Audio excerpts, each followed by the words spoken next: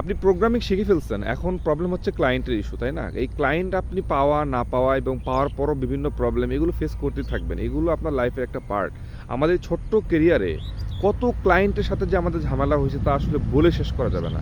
ক্লায়েন্টে হয়তো কাজ দেয়, কাজ দেওয়ার পর হয়তো টাকা দেয় না, দেওয়ার পর হয়তো সে চলে যায়। আবার এমন হয়েছে যে ক্লায়েন্ট হয়তো তার নতুন নতুন ফিডব্যাক দিয়ে দিয়ে মাথা নষ্ট করে ফেলায়। ছোট্ট একটা বাজেট, সেই বাজেটের উপরে সে এইটা চায় ওইটা চায়। ক্লায়েন্ট বিভিন্ন ক্যাটাগরি ক্লায়েন্ট আছে। সো এই ক্লায়েন্টগুলো হ্যান্ডেল করতে করতে একসময় আপনার নিজের মধ্যে কনফিডেন্স আসবে। সেই কনফিডেন্স আসাটা খুবই ইম্পর্ট্যান্ট। আপনার যদি মধ্যে সেই স্কিলটা থাকে তখন আপনার কাছে মনে হবে ঠিক আছে এই ক্লায়েন্ট চলে গেলে আপনি আবার একটা ক্লায়েন্ট পাবেন। সো ক্লায়েন্ট হ্যান্ডেল করা it's a one of the most important part আপনার লাইফে। সো ক্লায়েন্ট কীভাবে হ্যান্ডেল করতে হয় সেটাও আপনাকে শিখতে হবে। শুধু আপনি যে প্রোগ্রামিং শিখবেন, কোড করবেন ব্যাপারটা তা না, আপনাকে ক্লায়েন্টও হ্যান্ডেল করা জানতে হবে। সো এই ক্লায়েন্টের বিষয়গুলো নিয়ে আমি আরও বিস্তারিত কথাবার্তা বলবো। আমার এই ছোট্ট একটা লাইফে যত ক্লায়েন্ট আমি ফেস করছি, ক্লায়েন্টগুলো কী টাইপের হয়, কীভাবে ম্যানেজ করতে হয়, এইটা নিয়েও আমি কথাবার্তা বলবো আশা করতেছি।